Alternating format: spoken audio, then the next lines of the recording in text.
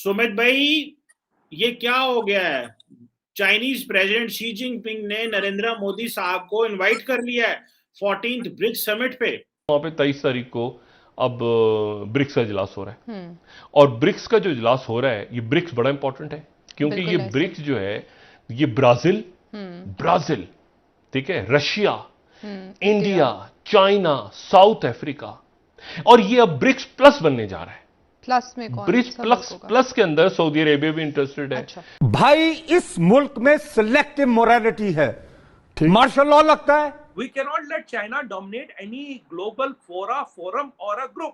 ओए पाकिस्तान के लोगों, शहरों में बाहर आ जाओ और स्क्रीनों पे खड़े होकर मेरा खिताब सुनो। ये क्या है? वहां पे शी जिनपिंग इसकी सदारत करेंगे, वीडियो लिंक पे होगा। अच्छा। और मोदी भी होंगे। मुझ जैसे औकात का बंदा मोदी जी का दिमाग प्रेडिक्ट कर ले तो मैं फिर तो क्या बात है, फिर तो मैं कहीं का कहीं पहुंच जाऊं। देखिए, उनका दिमाग प्रेडिक्ट करना, उनकी स्ट्रेटजी प्रेडिक्ट करना, देखिए मेरी औकात से तो बाहर है। हेलो फ्रेंड्स, जय हिंद। हिंदुस्तान स्पेशल में आपका स्वागत है दोस्तों। बड़ी खबर निकलकर सामने आ रही है कि प्राइम मिनिस्टर मोदी चीनी राष्ट्रपति के आमंत्रण पर ब्रिक्स शिखर सम्मेलन में हिस्सा लेंगे। विदेश मंत्रालय ने मंगलवार को बताया कि चीन के राष्ट्रपति शी जिनपिंग ने प्राइम मिनिस्टर श्री नरेंद्र मोदी को ब्रिक्स शिखर सम्मेलन के लिए विशेष रूप से आमंत्रित किया है। 23 और 24 जून को 5 देशों के समूह ब्रिक्स का डिजिटल तरीके से आयोजित वार्षिक शिखर सम्मेलन होने जा रहा है। चीन मौजूदा वर्ष के लिए समूह के अध्यक्ष के रूप में शिखर सम्मेलन की मेजबानी कर रहा है। ब्रिक्स ब्राजील, रूस, भारत, चीन, दक्षिण अफ्रीका दुनिया के 5 सबसे बड़े विकासशील देशों का समूह है, जो वैश्विक आबादी के 41%, वैश्विक घरेलू उत्पाद के 24% और वैश्विक व्यापार के 16% का प्रतिनिधित्व करता है। अब पाकिस्तानी मीडिया चीनी राष्ट्रपति द्वारा प्राइम मिनिस्टर मोदी को विशेष रूप से आमंत्रित किए जाने पर हैरान परेशान है। सुमित भाई, ये क्या हो गया है? चाइनीज प्रेसिडेंट शी जिनपिंग ने नरेंद्र मोदी साहब को इनवाइट कर लिया है 14th ब्रिक्स समिट पे, जो कि चाइना होस्ट कर रहा है 23-24 जून को, लेकिन है ये वर्चुअल है। तो ये बताइएगा कि इसका मतलब है कि भारत जो है, पहले तो बॉर्डर में मामला खराब हुए, कोई प्रॉब्लम नहीं, बड़े टीवी टूटे, लेकिन कारोबार करते रहे आप लोग। लेकिन अभी तो शी जिनपिंग ने बुला लिया और मोदी साहब जा रहे हैं। तो ये आप कैसे देखते हैं? क्या ये भारत का या मोदी साहब का यू टर्न है कि चाइना के बगैर तरक्की नहीं हो सकती, या क्या आप समझते हैं कि ये बड़ी ग्रेट गेम का हिस्सा है कि इंगेज भी करना है, कॉन्फ्लिक्ट भी रखना है, कोऑपरेशन भी करना है? मतलब क्या माइंडसेट है मोदी साहब का और बीजेपी का और भारतीय सरकार का इस वक्त? देखिए चीमा साहब, सबसे पहले शो पे बुलाने के लिए धन्यवाद। चीमा साहब, आपने बड़ा दिलचस्प सवाल पूछा। अगर मुझ जैसे औकात का बंदा मोदी जी का दिमाग प्रेडिक्ट कर ले तो मैं फिर तो क्या बात है, फिर तो मैं कहीं का कहीं पहुंच जाऊं। देखिए, उनका दिमाग प्रेडिक्ट करना, उनकी स्ट्रेटजी प्रेडिक्ट करना, देखिए मेरी औकात से तो बाहर है। अब मैं अपना एनालिसिस देता हूं कि मुझे क्या लगता है कि भाई वो क्या चाहते हैं। देखिए, जब लास्ट टाइम 13वां समिट हुआ तो गलवान तभी हुआ था, तो मोदी जी ने वो भी अटेंड किया था। आज भी हमने समिट अटेंड किया, क्योंकि ब्रिक्स खाली चाइना का समिट नहीं, अब की बार की चेयरमैनशिप केवल चाइना के पास है। तो ठीक है, उन्होंने बुलाया, एक वर्चुअल समिट हम जा रहे हैं। कीनोट जो एड्रेस है मोदी जी का, वो एक रिकॉर्डेड होगा, वो प्ले किया जाएगा वहां पे। अब इसमें रशिया भी है, इसमें साउथ अफ्रीका भी, इसमें ब्राजील भी है। और चीमा साहब, अगर हम इन सब के बारे में एक एनालिसिस करें, पहले चाइना की बात करते हैं। चाइना की इकोनॉमी के बारे में उतना ही जानते हैं हम, क्या दुनिया में कोई भी उतना ही जानता है जितना हम यूएफओ और एलियंस के बीच बारे में जानते हैं। मतलब जितनी सच्चाई उनके बारे में, जितना सच अनआइडेंटिफाइड फ्लाइंग सॉसर जिन्हें यूएफओ कहते थे, उतनी चाइनीज इकोनॉमी है। जीरो कोविड चालू है, मार्केट बंद है, 80% चाइना को बंद कर रखा है। अब उनकी मर्जी क्या है, शी जिनपिंग चाइना के बाहर नहीं जा रहे हैं, उनको वो सेरिब्रल हेमिसिफिया भी हो गया है।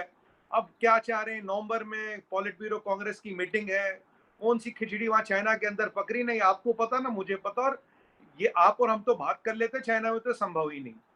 अब रशिया की हालत क्या है, इकोनॉमी क्या पता है। और रशिया में अच्छी बात है, रशिया का फॉरेन एक्सचेंज रिजर्व गिर नहीं रहा। 150 बिलियन का तो उन्होंने तेल बेच दिया, तब से फॉरेन एक्सचेंज रिजर्व रशिया का इंटैक्ट है। जो अमेरिका की कैलकुलेशन थी चीमा साहब, बिल्कुल उल्टी चली गई रशिया को लेके। यहाँ एक जेरे तवज्जो एक बात जरूर है कि जब रशिया ने ये लड़ाई शुरू की तो करीब $600 बिलियन का रिजर्व उसके पास था। अब आते हैं रशिया की इकोनॉमी पे, हम सब बात कर रहे हैं, रशिया तेल बेच रहा, सब कुछ ये चल रहा है। चाइना ने भी तेल खरीदना शुरू किया। By the way, China has exceeded Russian oil last I think last month और this month they have bought $7.5 billion of oil, $7.5 billion. Now, Russia is a bigger supplier to China than Saudi Arabia. यहाँ हमारे ईरानी भाई थोड़े परेशान हो रहे, कह रहे यार हमने तो इनसे 500 बिलियन की डील की थी, इन्होंने बोला तुमसे तेल लेगी तो चले गए रशिया ने सस्ता तेल दे दे, ईरान अब खुद परेशान है, मैं क्या करूं। आपने देखा होगा फ्राइडे को 7% ऑयल का प्राइस गिरा। अब एमबीएस साहब तो कह रहे थे $120 1 जुलाई को, फिर $150, अब $108 का भी प्राइस बरकरार करना बहुत बड़ी बात है, मुश्किल हो रहा है। तो मेरा अंदाजा ये 80 और 100 के बीच ये बैरल आएगा, ये मेरा प्रोडिक्शन है। तो ये रहा रेशन की कवायद। अब आते हैं, अब बहुत इंपॉर्टेंट इसमें दो प्लेयर है, साउथ अफ्रीका। साउथ अफ्रीका की बात करें चीमा साहब, देखिए साउथ अफ्रीका की इकोनॉमिक हालत कोई बहुत अच्छी है नहीं। छोटा सा जीडीपी है, $500 बिलियन, अराउंड $500 ट्रिलियन का, $500 मिलियन का, $0.5 ट्रिलियन का जीडीपी है। Foreign exchange reserve $60 billion. अच्छा, इन्फ्लेशन उनकी करीब साहब ये 14-15% चल रही है। कोई 3 कहता, कोई 15 कह रहा, कौन सा नंबर ठीक है मुझे नहीं पता। बट जो सबसे चिंताजनक विषय चीमा साहब, 34.5% unemployment rate. Foreign exchange reserve है नहीं, unemployment rate is 34.5%, this is mind boggling. अब आइए आप ब्राजील में, ब्राजील का आउटलुक तो बहुत खराब है। ट्रेड 1.4 ट्रिलियन का है ब्राजील का, में फॉरेन एक्सचेंज रिजर्व देखो 35 बिलियन बचा, उसमें आईएमएफ ने वो अर्जी लगा चुके ऑलरेडी। ब्राजील का इन्फ्लेशन करीब 13% है, अनएम्प्लॉयमेंट 15% है। और ब्राजील में एक चीज आपको पता ही होगी, जो फबेला कहते हैं, झोपड़ियां जिन्हें कहते हैं, 12 में से out of every 2 kids only 1 reaches 12 years. खासकर मेल किड की बात करो। और सबसे ज्यादा जो गन वुंड्स से डेथ होती है आफ्टर वेनेजुएला, ब्राजील, फिर United states of America. Brazil में अनकंट्रोलेबल क्राइम है, इन्फ्लेशन की हालत खराब है। और चीमा साहब अभी हालत ये है, आउट ऑफ 193 यूनाइटेड नेशंस के जो मेंबर्स हैं, 103 लोग आईएमएफ में अर्जी लगा चुके हैं। श्रीलंका की कगार पे 22 कंट्रियां एस्टेब्लिश खड़ी है। यूरोप में रिसेशन की बातें हो रही है। यूरोप में गैलन पेट्रोल गैलन $9 हो गया, जबकि इंडिया और यूएस में $5 का है। यूएस में 6% oil consumption has fallen. Russia ने, गैसप्रोम ने अपना गैस बंद कर दिया। यूरोप को कह रहा है कोल फायर वो प्लांट चलाएंगे ना। यूरोप का outlook has been decrease by 1.5, जो 3% करीब ग्रोथ था 1.5 आ गया। और वर्ल्ड आउटलुक जो था 4.5% आईएमएफ कहता था, आज के डेट में कहता 2.8 2.9%। India is still at 8.5। तो मैं आपको ये फिगर्स इसलिए दे रहा हूँ कि जो रशियन यूक्रेनी कॉन्फ्लिक्ट है, world is heading to a recession, literally एक रिसेशन वाली परिस्थिति बन रही है। आपके यहाँ तो मैं 750 रुपए अब तेल घी जा रहा है, 2,500 रुपए मटन जा रहा है, 450 रुपए चावल गेहूं जा रहा, क्या नहीं जा रहा।